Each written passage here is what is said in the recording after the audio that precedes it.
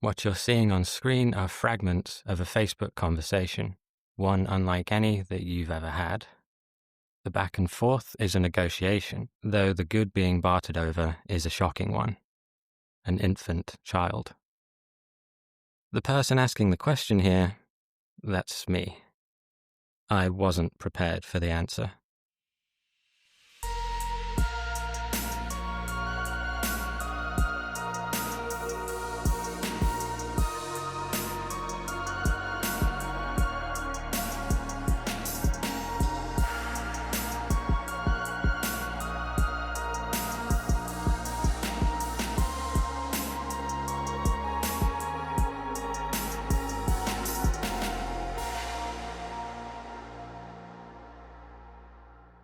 With the crimes of Jeffrey Epstein front of mind, there's a greater public awareness of child trafficking now than ever before, tied to the concept of visions of a billionaire cabal and an underground network operated by the powerful. Is there any truth to that notion? Almost certainly. But the issue reaches far beyond the world's elite. So I came to the subject from a different angle, with the goal of answering a single question. Could any one of us illegally obtain a child online? When a topic is as broad and far-reaching as this one, it's essential to pick a focus, lest I be immersed in it for the rest of time. I decided that focus should be on a facet that's complex and often overlooked. Black market babies. As most merchants would, we'll begin with sourcing the product. When it comes to doing so, those in the trade seek out a particular factor: vulnerability. However, it's often not the child themselves that determines an opportune target. Welcome to Nairobi, Kenya, a city infamous for what's referred to as baby snatching. A baby snatcher begins their search on the streets, on the lookout for the softest targets: homeless mothers. They are often teenagers, many of whom struggle with substance abuse and who've usually been abandoned by the child's father. Most have either fled or been kicked out by their families, in large part as a result of the country's religious makeup. Its population is around 85% Christian and 10% Islamic, and both faiths, as observed in Kenya, do not tolerate pregnancy out of wedlock. Having sinned so grievously is justification enough for friends and family alike to completely disown them. This concoction of hardships they face makes them ideal prey for someone like Anita here. While baby snatchers are by no means exclusive to the region, it happens to be the place where journalists from BBC Africa Eye expertly covered the subject. As part of their efforts, they managed to track down the real deal.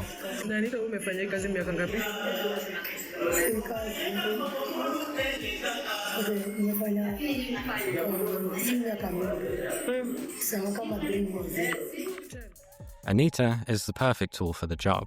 She's manipulative, belligerent, and completely heartless.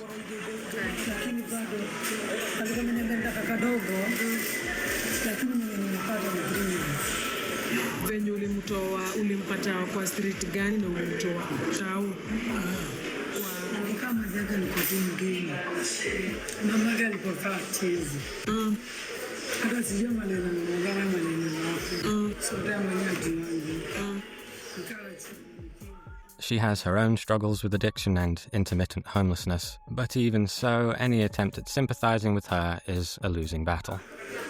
Akakutrustia mtoto wageni ndivyo ulimchukuaje akakubali kufuatana na wewe mpaka sasa yuko na yeye.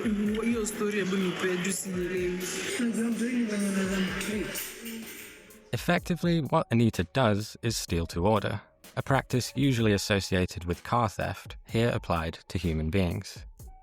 Having a buyer lined up doesn't mean she shies away from being mercenary in her approach, though. There is no honor among thieves, after all. The BBC journalists witnessed this firsthand. They offered to buy the infant you see here for 80,000 Kenyan shillings, or roughly $720. Anita agreed, but insisted the exchange take place the following day. Overnight, the career kidnapper found a higher bidder, so never came to the meeting place. The police officers poised to take her in had to leave empty-handed, and that prior negotiation was the final contact that the documentary team had with Anita. The child was never recovered. In spite of that, some argue that karma did tilt in the right direction as a result of the film. According to locals, after the documentary had aired, the notoriety it brought caused Anita to spiral. Her substance abuse worsened and ultimately proved fatal. But while one kidnapper might be out of the business, the demand for stolen newborns is underserved, so there are others happy to fill the void. Meet Fred Leparan, filmed here on shift as a social worker at Mama Lucy Kibaki Hospital. He's an occasional, opportunistic trafficker who sources his stock on the job. The theft of newborns from neonatal units isn't an especially rare crime the world over, but such a theft is likely to cause complications and draw scrutiny, even for medical staff. So Fred found an effective way to mitigate such risks. He sells the kids who've been abandoned. Ni mzuri ako na afya. Jana ndiye aliachwa. Na aliachwa mmoja kumwacha kwa wapi? Mwenye alimwacha alipeleka tu kama hospitali kwa 2 days. Kamwacha tu hospitali kaenda. Acha ayirudi. Ndio ayirudi. Na mna dalili ya kurudi kwake. These discarded children aren't a rarity, which isn't surprising given how unwed pregnancies are perceived. So there's a standard protocol in place for such occurrences. By the book, they're meant to be properly documented at the hospital, then placed in government-run orphanages. The problem is that once abandoned by their parents, the medical workers are the only ones who can confirm their existence. It's a power ripe for exploitation should it fall into the wrong hands. Here we see a BBC journalist posing as a buyer once again. The proposed transaction is less simple this time. In order to complete the sale, the buyer must take an active role in the deception. With an agreement reached, our buyer arrives posing as a worker from the orphanage, there to transport the latest batch of forgotten babies. Though Fred is clearly nervous throughout, his position at the hospital seems to afford him enough trust that no one questions this scenario.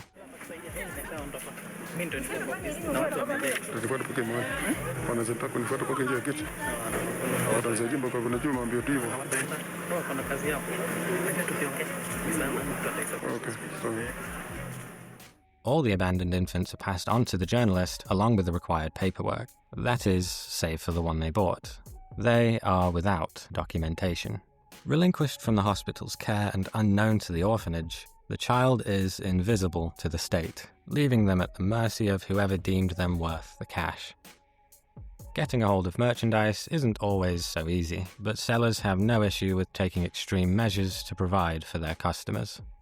Next, we turn our attention to Nigeria, a nation with a pro-natalist attitude and similarly strict religious leanings.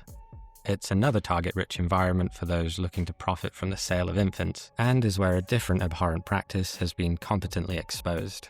It's known as baby farming. In the example we see here, over 20 pregnant girls were rescued after being held in this compound against their will so that their captors could steal and sell their newborns.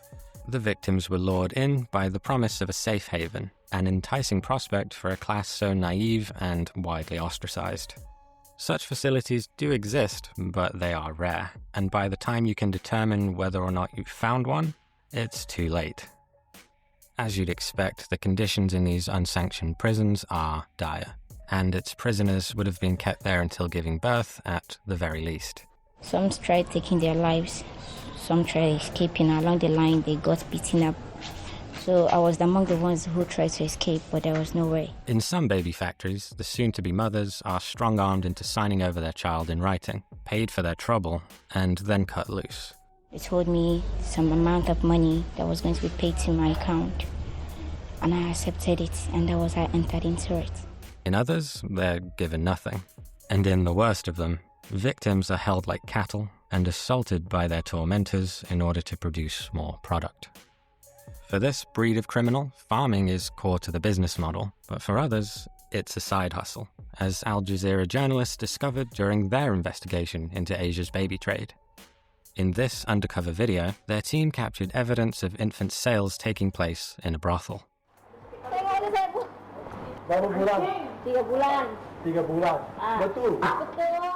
Further exploiting these women forced into slavery by allowing them to fall pregnant is grim. But, impossibly, an offer from the dealer managed to make things even worse. Indonesia, dia ada tuh dalam 3 negara.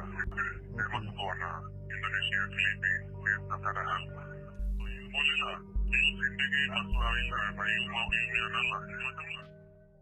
While I understood that trafficking involves countless deplorable tactics, prior to researching this subject, I wasn't aware of those we've just covered, or of the scale of some of these operations.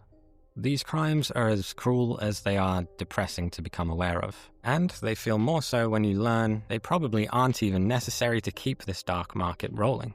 I say that because there are a surprising number of people looking for a way to shed their unborn sons and daughters. Finding a buyer isn't always a trivial matter though, and that is where baby brokers come in. Now we find ourselves in Malaysia, again in the company of Al Jazeera journalists who connected with several brokers during the course of their investigation.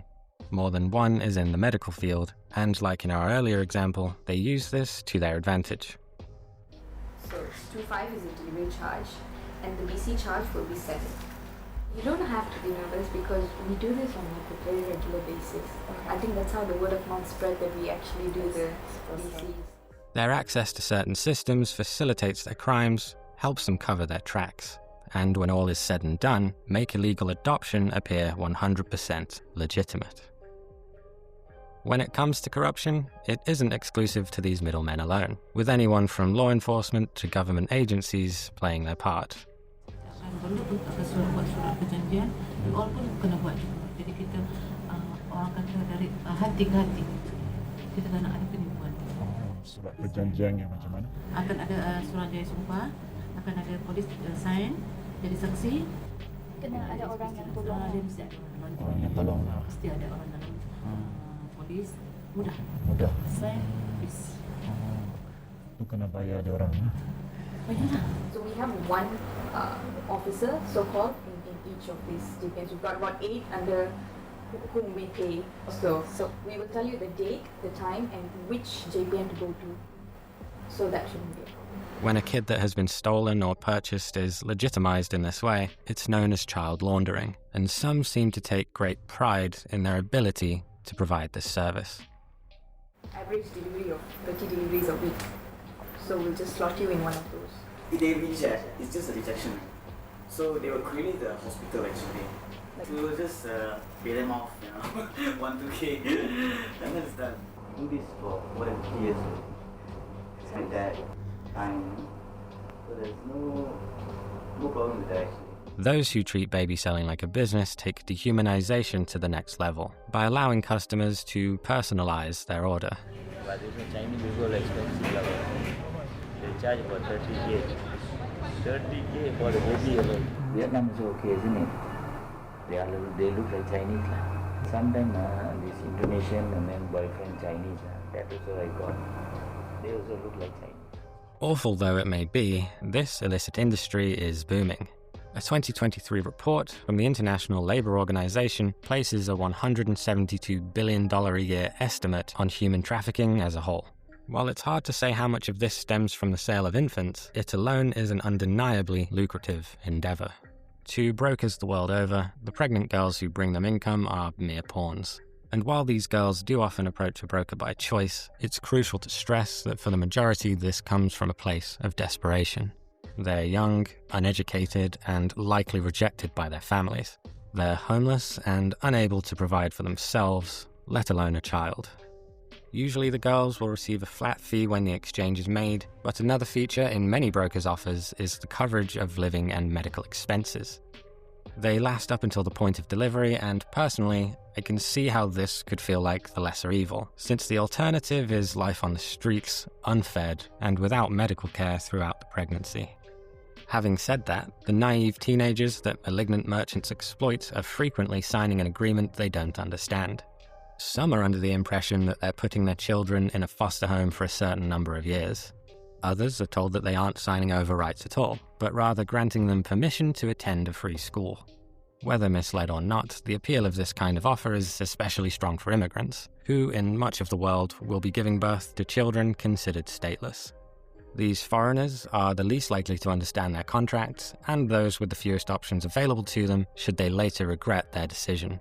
Ada yang berbalik sekarang orang sudah bagi 10,000 atau bagi 7,000. Tengok mak yang nak baby. Itu sebab Bonda stop tahun ni, start daripada 2 bulan lepas, Bonda dah stop warga negara. Bonda tak mau ambil warga negara, cuma Bonda urus orang Indonesia sebab lebih beribu Bonda uruskan orang Indonesia. Tak ada yang masalah. Sudah diberi anak, dia enggak tahu, dia tak pernah tanya. That said, it also bears mention that once a contract has been signed, it's usually too late to fight it, whether you're native or not.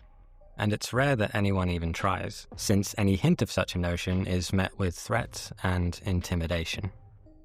Now that we've come this far, I'm sure we're in agreement that what we've covered is objectively awful, and every effort should be made to keep these things from happening. With that thought in our heads, I want to remind you that all of these indefensible crimes are in service of a market. So, who's attempting to purchase these kids, and how are they tracking down a seller? The intentions of those interested in stolen babies is an uncomfortable thing to consider. When we hear the words child trafficking, our minds instantly jump to child predators. That's a fair assumption given it's accurate in many high-profile cases, and generally in examples involving slightly older children.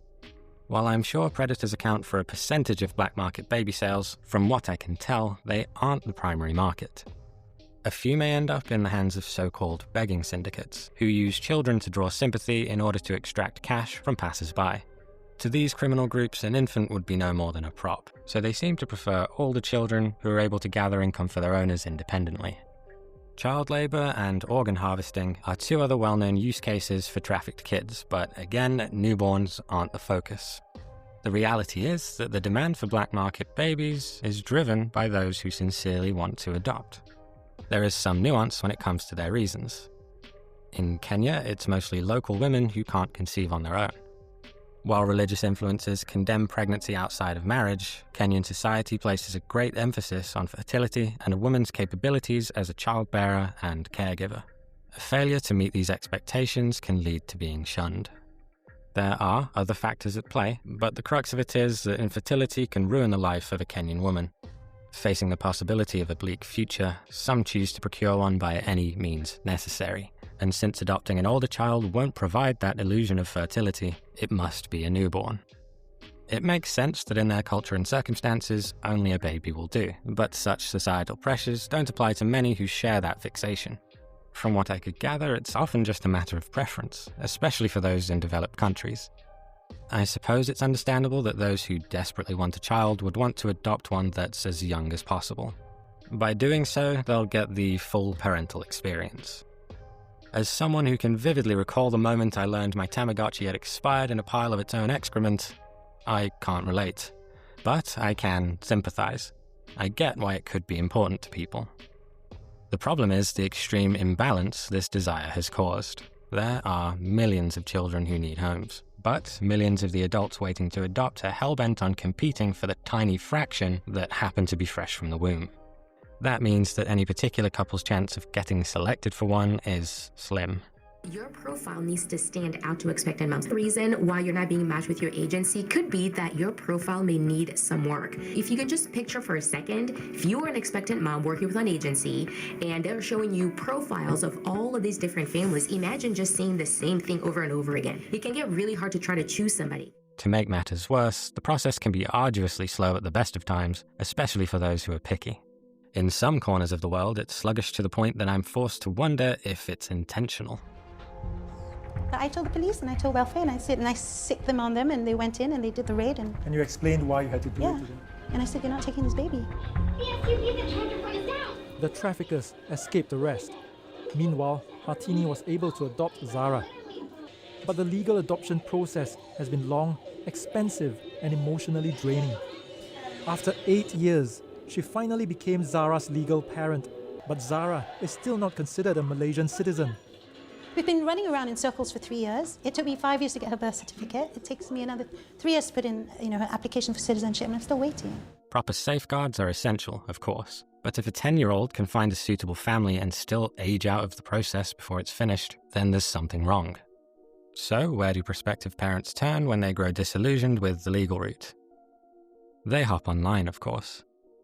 Child trafficking in general has its tendrils spread throughout the internet. Fake modeling agencies, blackmail and coercion through chat groups, catfishing, the list goes on, and not even Roblox is safe. When it comes to the baby trade, though, it's not about luring kids in. It's about marketing one to the right audience. Regarding how this is done, I've witnessed a couple of approaches and heard tell of others. First, there are sketchy adoption agencies. Some will target local and others international clientele, although the viability of the latter hinges on the law and levels of corruption in both countries involved. These agencies can appear convincing on the surface, but there are a few warning signs to look out for. We've established that adoption is slow, so if there's an option to pay to expedite the process, that's a bad sign. Express delivery on your baby suggests that the provider isn't too concerned with where it ends up. Another red flag is a business model that caters to the Build-A-Bear mentality their clients are likely to have. For example, flexible pricing based on factors such as race, eye color, physical health, and so on. So the lighter skin, if a male, higher price. The darker skin, girl, lower price. And then if you're a mix, higher price. And finally, while this may seem innocuous, I've noticed a bit of a trend. Shady agencies often want to be contacted via WhatsApp, and should there be other contact info, it'll be utilizing public providers. How legitimate these agencies can make their work appear depends on their connections. If they are competent at forgery and have friends in the right places, it could be indistinguishable from the real thing.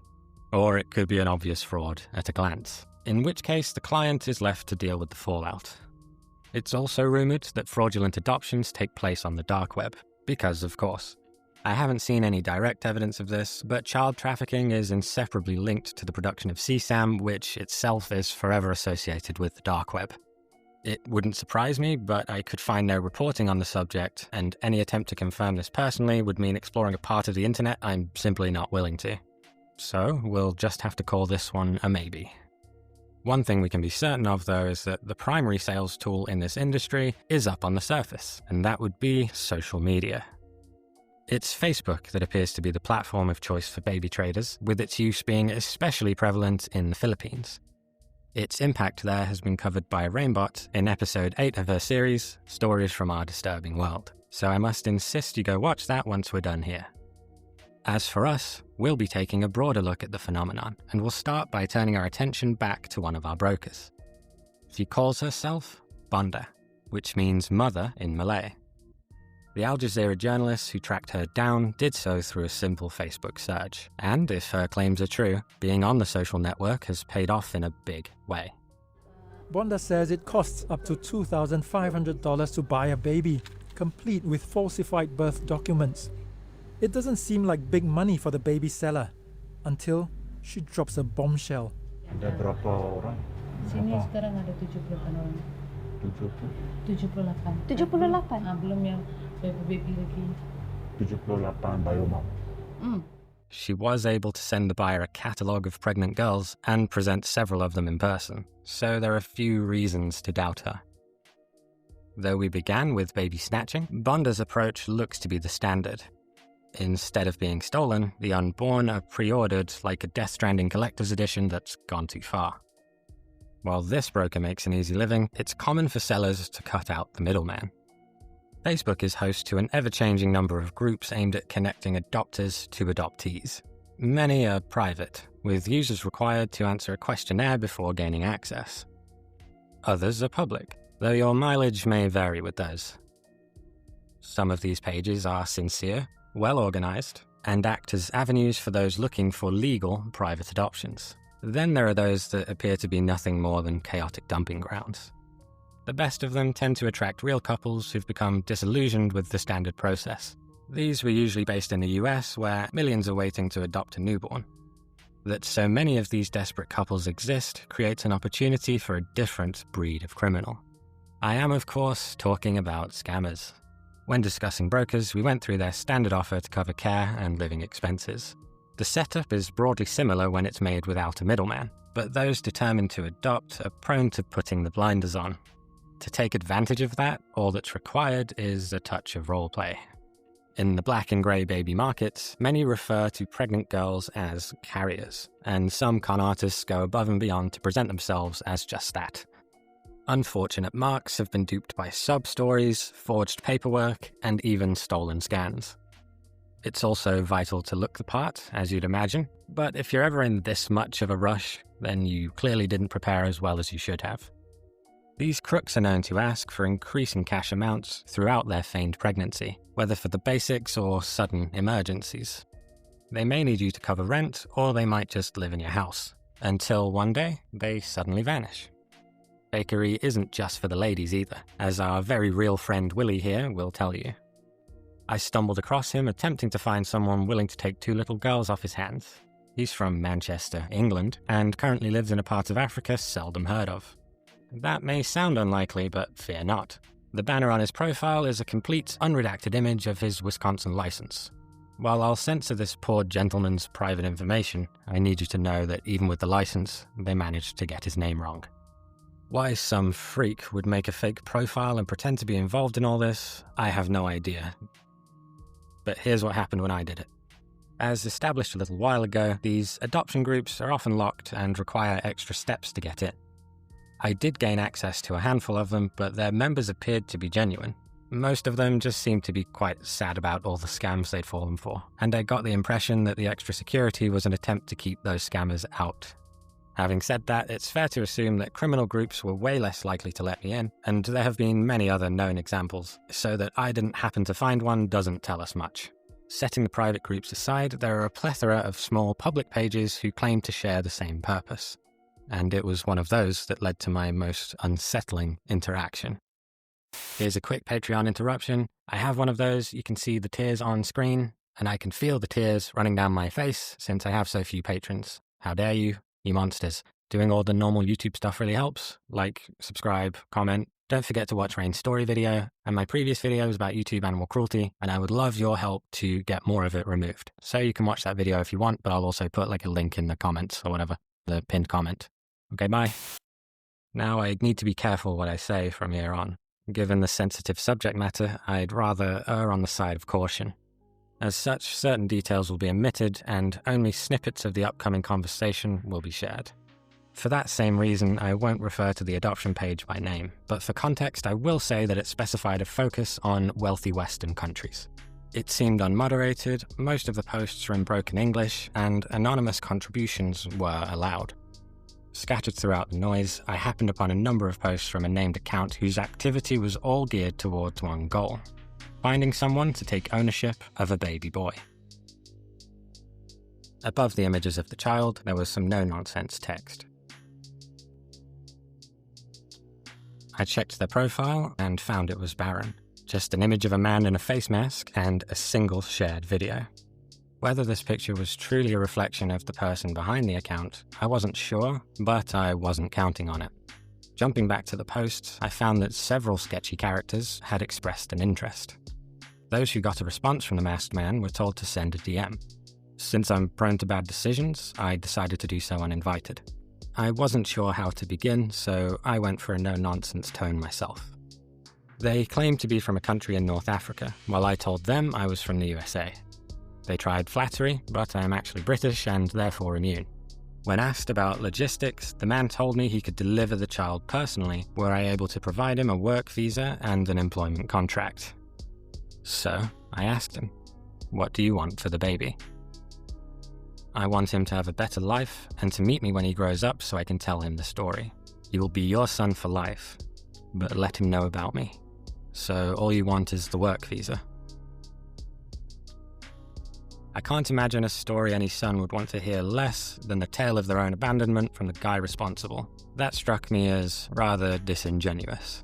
To be honest, this was already further than I'd expected the conversation to go, because my other attempts had led to no response at all.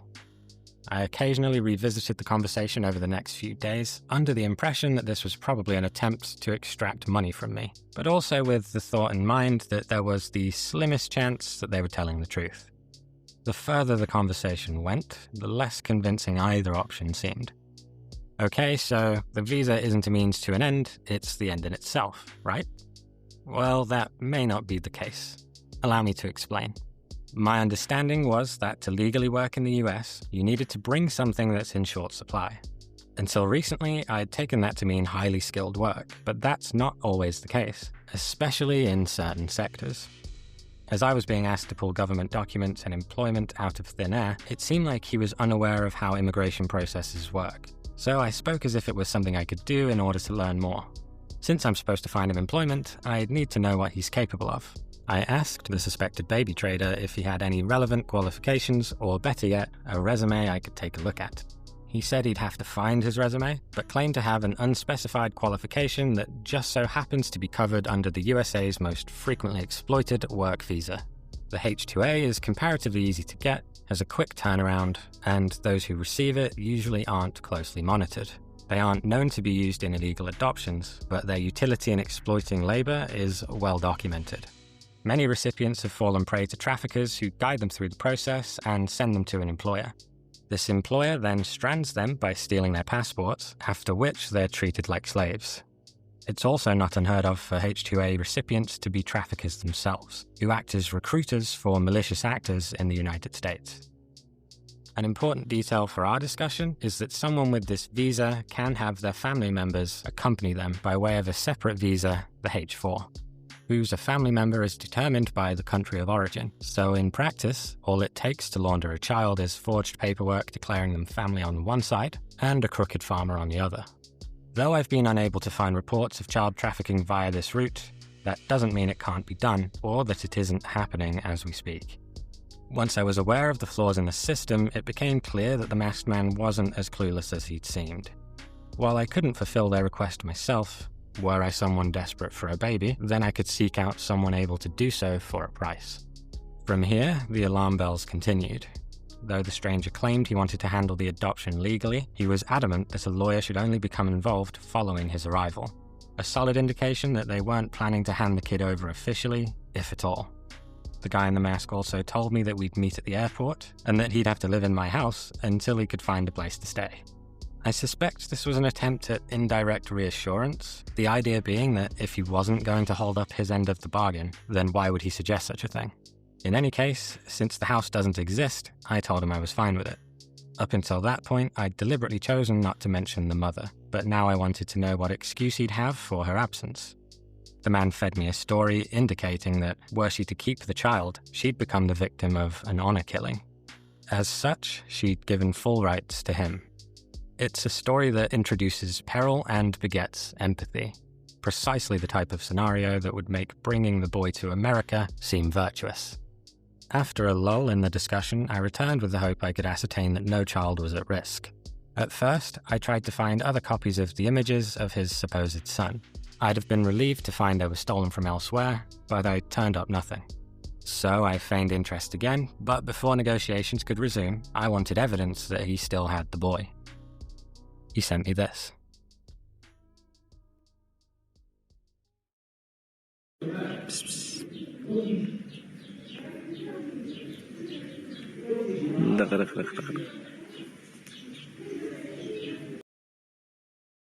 Is the video conclusive?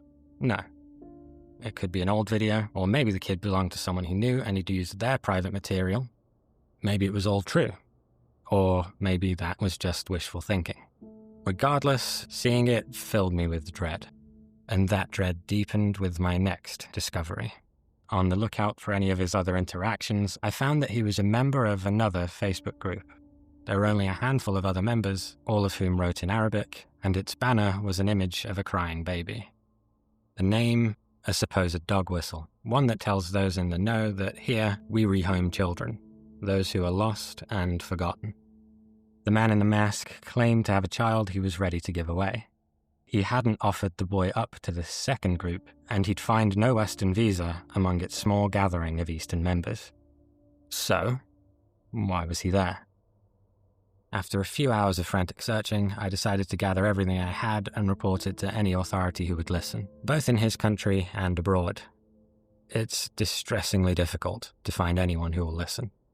I went into this project wondering if any one of us could buy a child online, and the answer seems to be yes. In certain places, it's shockingly easy to do so. In others, even the well-meaning can struggle to adopt. But if I've learned anything from all of this, it's that if you're so desperate to adopt that you're willing to rely on a trafficker, then whether willfully or unwittingly, you might just become one.